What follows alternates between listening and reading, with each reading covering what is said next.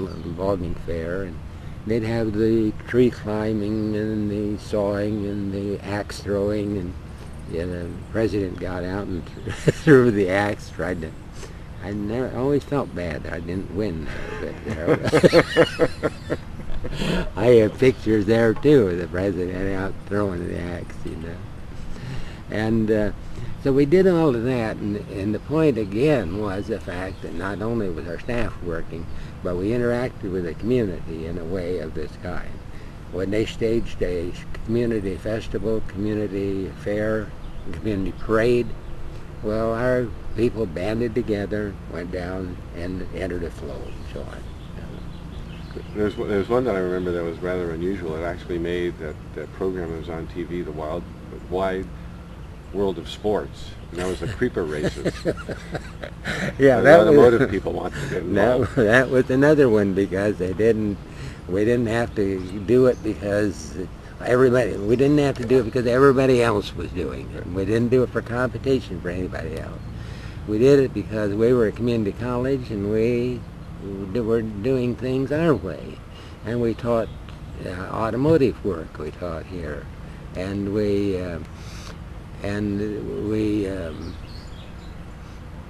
because in the automotive work, as most of you know, we had if a mechanic's working underneath the car, he has what's called a creeper, is a platform for him to lie on that has small wheels, 3 or 4 inch, probably maybe 4 or 5 inch diameter wheels. Then he can lie on and get underneath the car and work on it. Well, the students sometimes in their spare time, hope it was during their spare time, might not have been, they would go ahead and take these creepers out on the blacktop and see how far they could go with them, or then 2 of them would see who could go the fastest on it. So out of this was born the creeper races. And so we had a hill by the gymnasium. It came down, one hill came down, had one turn in the thing.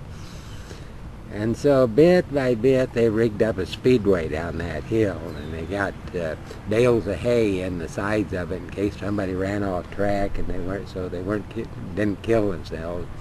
And we had creeper races where people get at the top of the hill with a creeper and run down, jump on it, clatter down the bottom for the creeper race. So in my way of looking at it, this was a lot more fun than intercollegiate athletics, where you had a trained group of imported people playing and a trained group of cheerleaders out there and so on. Just an awful lot of fun. One other thing along with it that ties in with it is, from the beginning, is we had different types of programs. We're able to stage their own graduations, and they each did it their own way, and they were left free to do this. And regardless of the length of the program, many were 2-year programs, some of the shorter ones were 1 year, some were less than that. Regardless of the length of the program, we felt that they wanted to have the people to recognize that something had happened, that they'd learned something, they had accomplished something. We were awarding them a certificate for them having done that. In these programs, we did not have caps and gowns for graduation or anything of that kind. We wore whatever fit the program. And it was fascinating, the variety of programs. The variety of graduations was as big as the variety of things we taught at the college.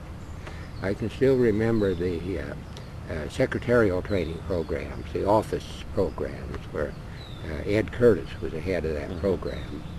And not necessarily because he was head of it, they had evolved a program, and they had an ice cream social for this program.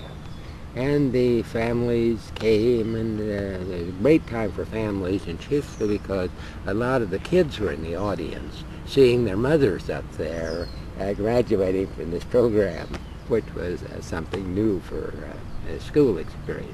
And then they ranged from there to the welders, who weren't about to have an ice cream social. They would go to the park with a keg of beer And the only rule we had was that there being no drinking, and until the diplomas had been issued. That kind of made the program speed up a little bit to do that. And the final one I went to was the one where our horseshoeing class came in, and they had one, and they took over an arena out in the horse arena, and they held this guy, and they stayed up all night and roasted whatever they roasted in there for food, and then they had this program, and their program culminated with a couple of things which not your usual graduation. The instructor could tell them all year long that he would end up lifting an anvil with one hand. Well, anvils are big and heavy, and they never could figure out what he was going to do.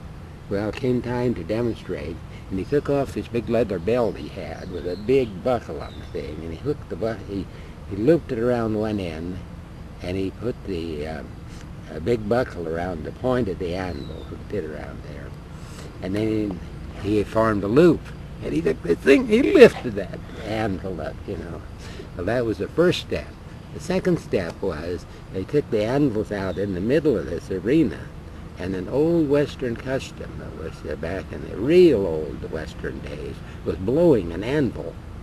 And what they do is they take an anvil and put the other one upside down on top of it, so the two surfaces are hitting on one another, and they put a charge of powder inside. And then they touch it off. Everybody gets out of the road and they touch it off.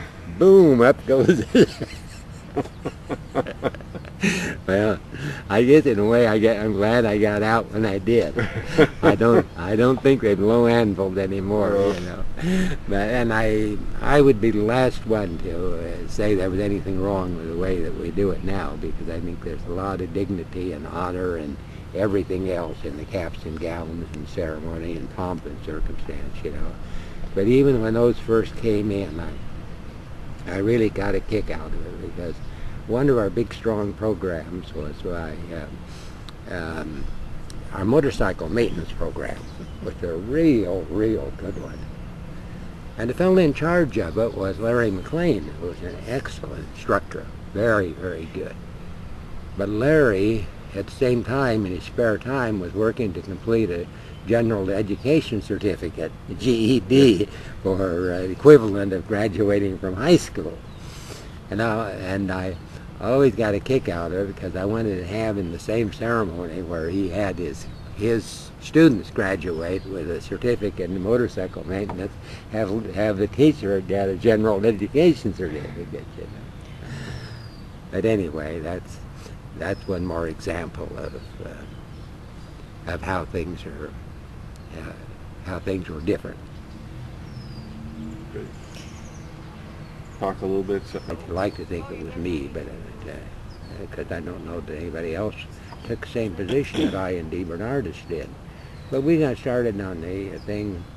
I said, let's list up here the things we believe in community college athletics should be.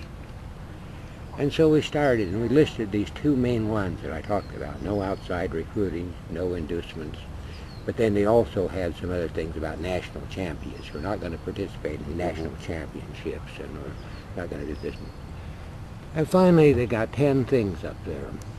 And so then and Don Shelton was kind of against this thing the whole time. He just soon, he was executive secretary then, and he just soon not do the whole thing.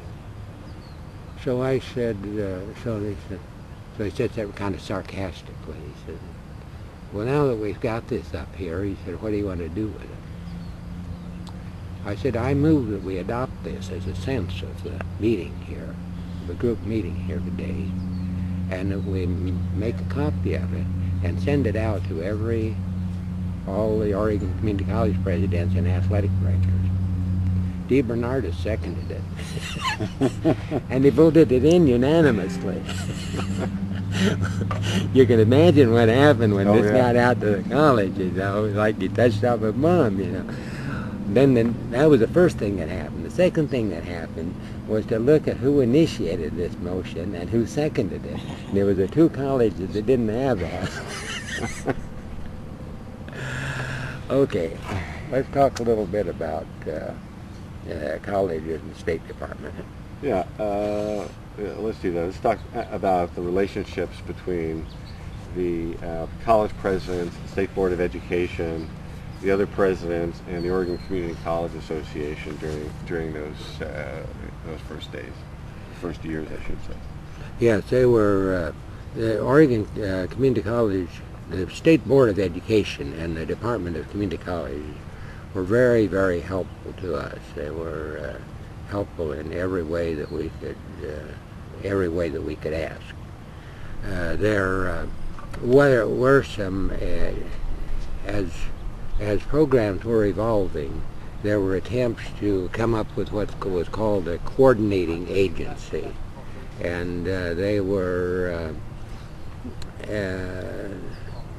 and the people didn't. A lot of it came about because to try to avoid conflict between the different institutions over who was going to educate whom and all the rest.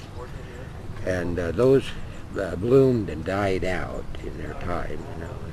But interestingly enough, they didn't understand community colleges, and so they didn't understand that if people taught growing wine grapes, why in the world should somebody be teaching somebody to grow wine grapes? Mm-hmm.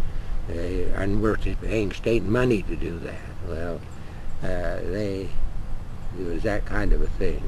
And but we, of all the people, more than any of the other community colleges, taught a variety of subjects for a couple of reasons. One is because we believed so strongly in going out to the community. Whatever the community wanted and needed, we would find a teacher and we'd teach them. And the other ones were not that enterprising, I guess. So they were suspicious of us, very suspicious. They'd come down here and visit, and they'd look at the program. They would talk to the people who were in the programs and all the rest. And I recall vividly one time when the coordinating agency was down here, and I was trying to tell the board of their board,